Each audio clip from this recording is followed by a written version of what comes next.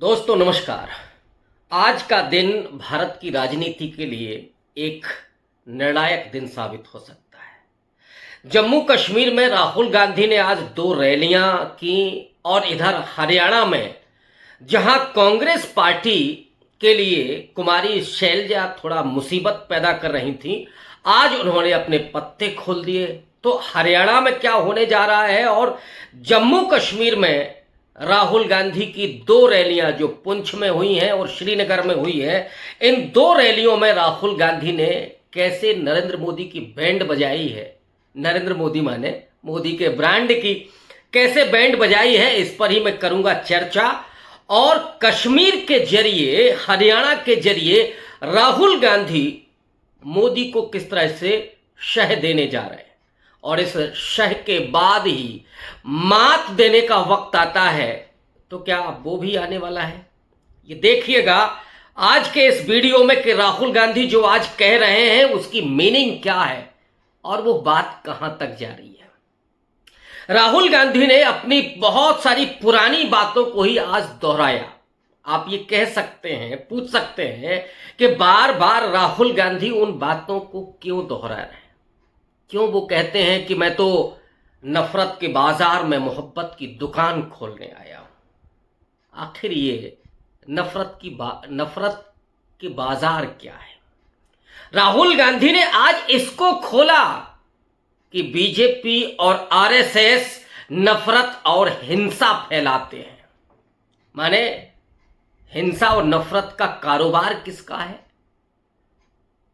नफरत और हिंसा के आधार पर सत्ता का कारोबार कौन कर रहा है? जिनको ये नहीं चिंता है कि मणिपुर में लोग बेघर हो रहे हैं, मणिपुर में महिलाओं पर कितने अत्याचार हो रहे हैं और जो दूध मुहे बच्चे हैं उन्हें पानी भी नसीब नहीं हो रहा है। लोग संकट में हैं। बीजेपी को यह भी चिंता नहीं है कि महिला पहलवानों के साथ एक उनका ही सांसद किस तरह से उत्पीड़न कर रहा है, लेकिन मोदी के मुंह से आह तक नहीं निकलती है। बस मोदी को सिर्फ सत्ता चाहिए। सत्ता के लिए वो नफरत और हिंसा किसी को भी नहीं बख्शते। ये बातें बड़े जोर शोर से आज राहुल गांधी ने कही और जो बात राहुल गांधी ने आज मार्के की उन्होंने कहा कि हमने प्रधानमंत्री नरेंद्र मोदी को साइकोलॉजिकली तोड़ दिया है। पर थोड़ा सा जाते हैं लोकसभा चुनाव की तरफ और वो कहते हैं कि लोकसभा चुनाव में जैसे ही मोदी के लिए विपरीत परिस्थितियां बनने लगी, मोदी अपना मानसिक संतुलन खोने लगे, साइकोलॉजिकल वो प्रेशर महसूस करने लगे और बोल गए कि वो तो बायोलॉजिकल नहीं है। आपको याद होगा दोस्तों कि नरेंद्र मोदी ने कुछ पत्रकारों से बातचीत करते हुए ये कहा था कि मेरी मां के गुजरने के बाद मुझे ऐसे लगा कि शायद मैं बायोलॉजिकल नहीं, शायद माने मां के बाद ऐसा लग रहा है कि शायद मैं बायोलॉजिकल नहीं हूं। मेरी तो डायरेक्ट हॉटलाइन पर बातचीत होती है। राहुल गांधी ने कहा कि मोदी जी को यह लगने लगा कि वो नॉन बायोलॉजिकल है, डायरेक्ट उनका ऊपर वाले से कनेक्शन है। साइकोलॉजिकली इंडिया अलायंस ने हमेशा के लिए नरेंद्र मोदी की साइकोलॉजी को तोड़ दिया, कमजोर कर दिया, उनके हौसले को कमजोर कर दिया, उनके उत्साह को कमजोर कर दिया। और मोदी अब सरकार में भी आ गए हैं तो भी वही काम कर रहे हैं जो विपक्ष चाहता है। नरेंद्र मोदी वो काम नहीं कर पा रहे हैं जो वो चाहते हैं। और ये सिर्फ 32 सीटों का आंकड़ों से दूर रहने का मामला नहीं है कि 240 पर बीजेपी लटक गई, 272 हो जाते तो शायद नरेंद्र मोदी कुछ वही कर रहे होते।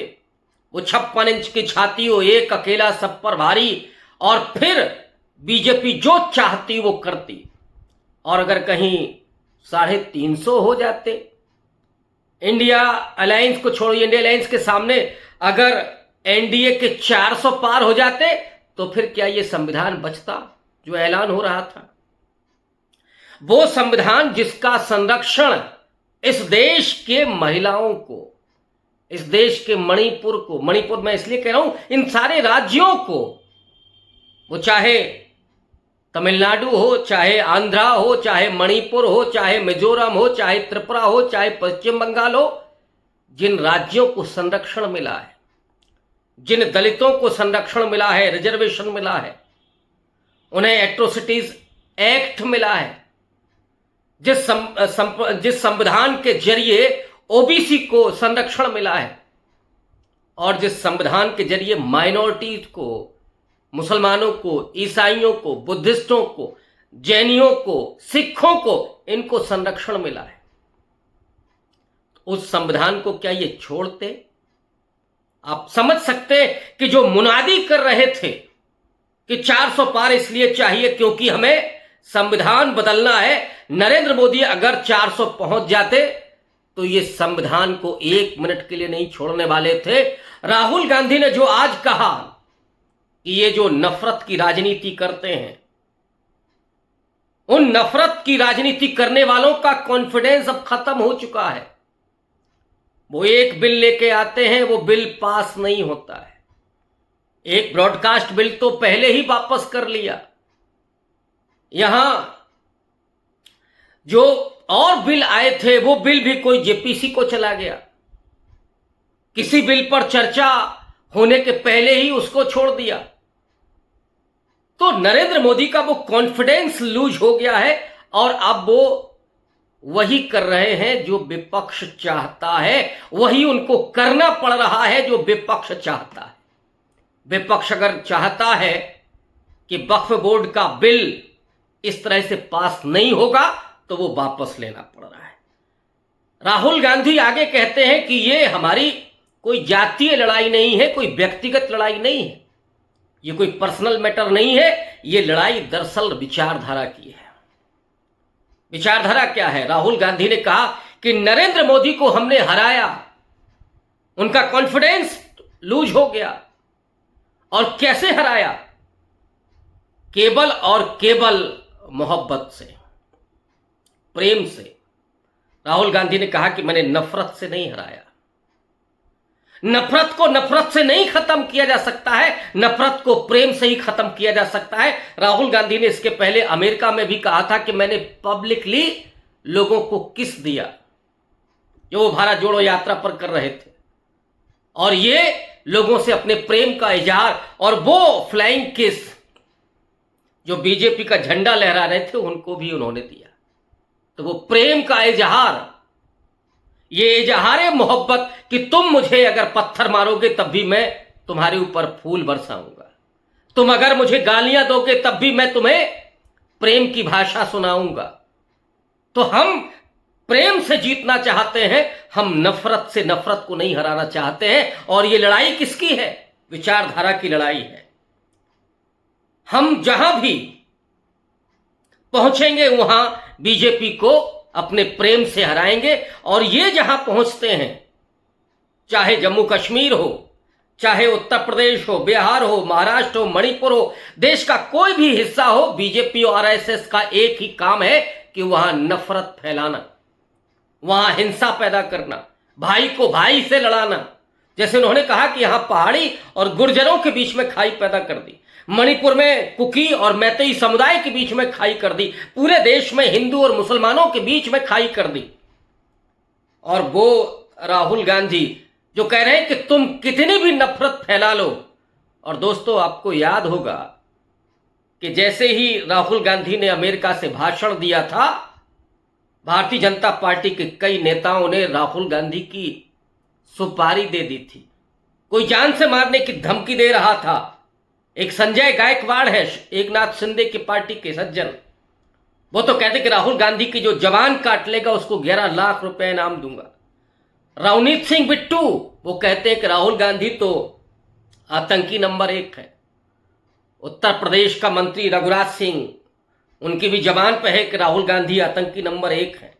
तरविंदर सिंह मारवा ने तो यहां तक कह दिया था कि जो तेरी दादी का हुआ है वही हाल तेरा भी होगा। तो राहुल गांधी को इस तरह से धमकियां, लेकिन राहुल गांधी क्या इन धमकियों से डरने वाले हैं? राहुल गांधी कहते हैं कि तुम्हें गाली देना है दो, तुम मारना चाहते हो बोलो मारो, लेकिन मैं सिर्फ और सिर्फ तुम्हें मोहब्बत दूंगा। प्रेम से जीतना चाहता हूं। आरएसएस और बीजेपी की जो राजनीति है, और आरएसएस की तो तब से गांधी जी की हत्या के बाद आरएसएस के ऑफिसों में मिठाइयां बांटी गई थी, जश्न मनाया गया था। आज भी भाजपा और आरएसएस के लोग गॉडसे को गॉडसे जी कहते हैं। एक तो उनकी नेता थी प्रज्ञा सिंह ठाकुर, गॉड से जिंदाबाद कह रही थी, जो गांधी जी की हत्या को गांधी वध कहते हैं, जो रात दिन अंबेडकर को गालियां बकते रहे, जिन्हें डॉक्टर अंबेडकर के लिखे हुए संविधान से नफरत है, क्योंकि ये मनुस्मृति के आधार पर नहीं है, ये आधुनिक मूल्यों के आधार पर है, ये मानवाधिकारों के आधार पर है, ये दलितों और वंचितों को विशेष अधिकार देता है, उनके जीवन की गरिमा को सम्मान देता है। और ये जो पूरी आरएसएस की आइडियोलॉजी है, जिसमें आप गोलवलकर को पढ़िएगा, उस ब्राह्मणवाद की बात करते हैं जिसमें वर्ण व्यवस्था है और जातिगत असमानता को भी मान्यता देते हैं गोलवलकर। तो जहां एक इंसान को नीचा समझा जाए, और विवेकानंद से लेकर के भगत सिंह तक ने क्या कहा था कि ये उस तरह के लोग हैं, ये उस तरह का धर्मांधता का पूरा समाज है कि जिसमें कुत्ते को, बिल्ली को तो छुआ जा सकता है, लेकिन इंसान को इंसान नहीं समझा सकता, उसके साथ छुआछूत का व्यवहार होता है। ये उस आइडियोलॉजी के लोग हैं जो उसी तरह की नफरत को पालते और पोसते आ रहे, जिन्होंने इंसान को कभी इंसान नहीं समझा। इंसान को कैटेगरी में किसको कौन नीचा है, कौन ऊंचा है, कौन किसको छुआ जाए, किसको हिकारत से भगाया जाए, किसको नहीं पढ़ने दिया जाए, महिलाओं को दहलीज के भीतर रखना है, महिलाओं को तो पुरुष पीट भी सकता है, और पति तो परमेश्वर होता है। ये सारी आइडियोलॉजी जहां प्रताड़ना की, हिंसा की, नफरत की कहां से आती है? गुलाम बनाने की। पुरुष तो होगा, मालिक होगा। ये जो आइडियोलॉजी है, जो इस देश के उदारता की बात करने वाले, मानवाधिकारों की बात करने वाले, दलित पिछड़े बहुजनों की बात करने वालों को वध करने की बात करते हैं। राहुल गांधी के मारने की बात करने का मतलब कि किसी सिख में से कोई गॉड से पैदा करना, और ये वो हिंसा है जिसके जरिए राहुल गांधी को डराना, उनका मुंह बंद करना, या राहुल गांधी पर फिजिकली अटैक करने का पूरी साजिश। लेकिन ये वो व्यक्ति है, वो कह रहा है कि नहीं, मैं तो प्रेम से ही बात करूंगा, प्रेम से ही तुम्हारी नफरत को, तुम्हारी घृणा को जीतना चाहता हूं। ये जो राहुल गांधी का अटैक है, सीधा हमला आरएसएस के खिलाफ, ये मैं पहले भी कहता रहा हूं कि नेहरू के बाद किसी भी कांग्रेस के व्यक्ति ने नहीं किया, और यही वजह है कि आरएसएस की ये नफरत और हिंसा पर आधारित राजनीतिक विचारधारा बढ़ती चली गई और यहां तक पहुंच गई। इसमें सत्ता में वो लोग पहुंच गए जो डंके की चोट पर बुलडोजर न्याय की बात करते हैं, जो घरों को तोड़ते हैं, जो मैतेई और कुकी समुदाय के बीच हो रही हिंसा पर खामोश बैठे होते हैं, जो कोरोना पीरियड में जानवरों की तरह लोगों को हाँक देते हैं लेकिन उफ तक नहीं करते। नोटबंदी के समय जब लोग लाइन में लगे होते हैं तो वो जश्न मनाते हैं कि बहुत सारे लोगों की शादियां टूट गई, अच्छा हुआ। मनुष्यता नाम की कोई चीज नहीं। इनके हृदय की धड़कन में कहीं इंसानियत है कि नहीं है, यह भी चेक करना पड़ेगा। राहुल गांधी पर लगातार जो अटैक हो रहे बीजेपी की तरफ से कि साहब वो तो सिख धर्म के खिलाफ, सिखों का अपमान करने वाले और इस देश के बहुजनों के खिलाफ बोल रहे, आरक्षण को मिटाने की, आरक्षण को हटाने की बात कर रहे। आज राहुल गांधी ने ट्वीट किया, राहुल गांधी ने कहा कि भारतीय जनता पार्टी की राजनीति बहुजन समाज की विरोधी है। दोस्तों, मैं जिस बात को कहता रहा हूं कि राहुल गांधी आज की तारीख में सामाजिक न्याय के नए आइकॉन बन करके आए। राहुल गांधी जब अपने हाथ में डॉक्टर अंबेडकर का संविधान उठाते हैं और लोकतंत्र को बचाने, संविधान को बचाने की बात करते हैं, तो ऐसा लगता है कि नेहरू और अंबेडकर एक साथ आ गए। जब वो भारत जोड़ो यात्रा करते हैं, पैदल चलते हैं, सिर्फ एक टी शर्ट में, चाहे बारिश हो रही हो या धूप हो, कड़ी धूप हो या बर्फबारी हो रही हो, उस टी शर्ट के अलावा कुछ नहीं राहुल गांधी ने पहना वो दिखाता है कि ये गांधी की तरह स्थिति प्रज्ञ व्यक्ति हो गया है, जिसे कोई मौसम का असर नहीं होता। जो व्यक्ति स्पोर्ट्स में, तैराकी में, जो व्यक्ति ब्लैक बेल्ट है, उस व्यक्ति का कोई कुछ नहीं बिगाड़ सकता। और राहुल गांधी ने एक बार कहा था कि मैं पहले कभी ये सब चीजें बताता नहीं था, कहता नहीं था कि मैं कर क्या रहा हूं। आपको याद होगा कि निर्भया केस के बाद जब उस बेटी की मौत हो गई थी, कांग्रेस पार्टी घिरी हुई थी, मनमोहन सिंह आकर के जवाब दे रहे थे। आज का प्रधानमंत्री किसी महिला के उत्पीड़न पर, वो मणिपुर पर भी नहीं बोलता। मनमोहन सिंह ने उस गलती को स्वीकारा था और पॉस्को एक्ट बनाने की पहल उसी समय शुरू हुई थी। राहुल गांधी ने खामोशी से उस बेटी के भाई को पढ़ाया था और पायलट बनाया था, लेकिन कभी कहा नहीं। राहुल गांधी ने कहा कि बस अब मैं इतना इस समय कर रहा हूं कि बोल दे रहा हूं, उन बातों को कह दे रहा हूं। जब वो रामचेत मोची की दुकान पर जाते हैं तो ये उसका जिक्र करते हैं, उसकी कहानी सुनाते हैं कि लड़ाई तो सम्मान की है, असली तो सम्मान की लड़ाई है।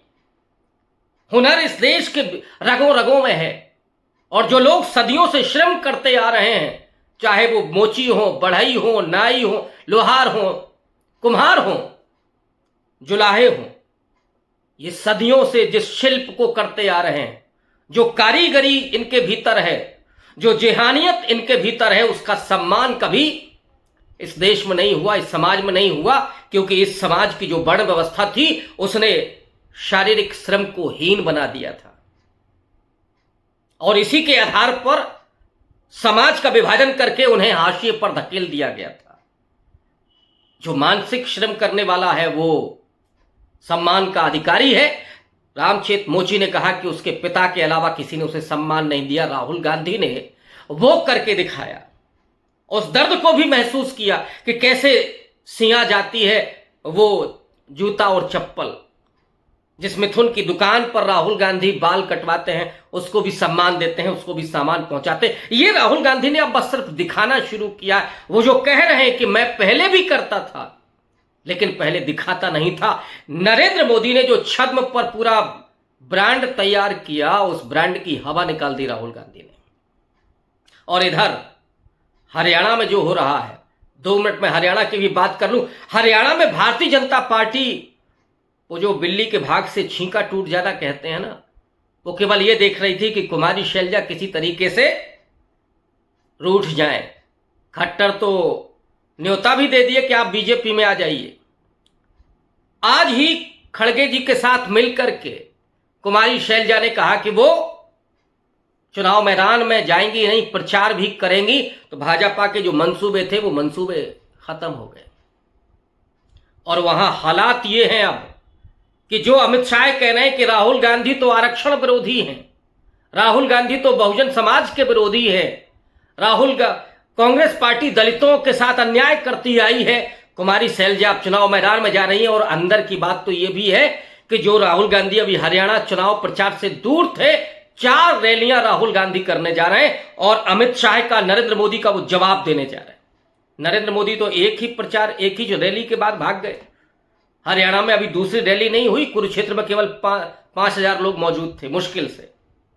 अमित शाह जरूर प्रचार कर रहे हैं। योगी आदित्यनाथ कल प्रवेश कर गए वहां, केवल राहुल गांधी पर अटैक हो रहा था। राहुल गांधी अगले कुछ दिनों में हरियाणा में 4 रैलियों को संबोधित करने जा रहे हैं। तो जो दलितों के हिसाब से सोच रही थी बीजेपी कि यहां छींका टूटेगा, 20% दलित नाराज हो जाए कांग्रेस पार्टी से, तो कहीं निर्दलीय जीत करके आ जाए, कहीं बीजेपी के लोग जीत जाए और कांग्रेस पार्टी को बहुमत ना मिले तो वो सरकार जैसे तैसे बना लेंगे। आप जानते हैं अमित शाह का मतलब चाणक्य, चाणक्य का मतलब क्या है। राहुल गांधी ने उन मंसूबों पर भी पानी फेर दिया। और हरियाणा में राहुल गांधी प्रवेश करने जा रहे, उसी आरक्षण पर रार होगा। आज का जो ट्वीट राहुल गांधी का है वो इशारा कर रहा है कि हरियाणा में राहुल गांधी उस बात को अब पुरजोर तरीके से रखने जा रहे हैं और अमित शाह का जो मंसूबा है उसको खत्म करने जा रहे हैं। मोदी के ब्रांड की तो वैसे ही पहले ही बैंड बजा चुके हैं। आज के लिए इतना ही, शुक्रिया, धन्यवाद।